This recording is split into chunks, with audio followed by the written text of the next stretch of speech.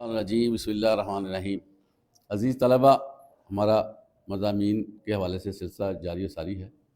یہ ایسے مضامین ہیں جس کے بارے میں ہر شخص کو پتہ ہونا چاہیے، ہر شخص کو اس کے بارے میں آگاہی ہونی چاہیے، کیونکہ یہ جو سوسائٹی ہے نا، سوسائٹی یہ بہت ساری چیزوں کو اکٹھا کرنے سے بنتی ہے، اور اس میں ساری چیزیں جب تک متعارف نہ کرائی جائیں معاشرہ چلتا نہیں ہے۔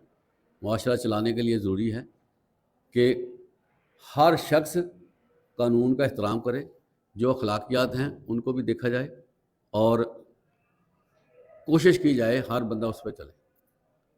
تو آج ہم بات کریں گے کسب حلال کے حوالے سے۔ کسب کا مطلب ہوتا ہے کمانا۔ کسب کا مطلب کیا ہے؟ کمانا۔ حلال کا مطلب کیا ہے؟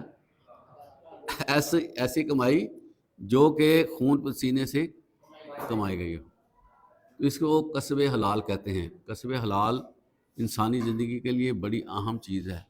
جو ہم چیزیں کھاتے ہیں پیتے ہیں وہ ہمارے خون کا حصہ بنتی ہیں۔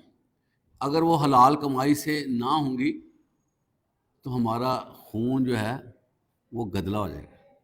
ہمارے خون کے اندر جو غیرت ہوتی ہے وہ نکلتی جائے گی۔ نتیجتاً کیا ہوگا کہ حرام کھانے سے ہماری آنکھوں کی حیا ختم ہو جائے گی۔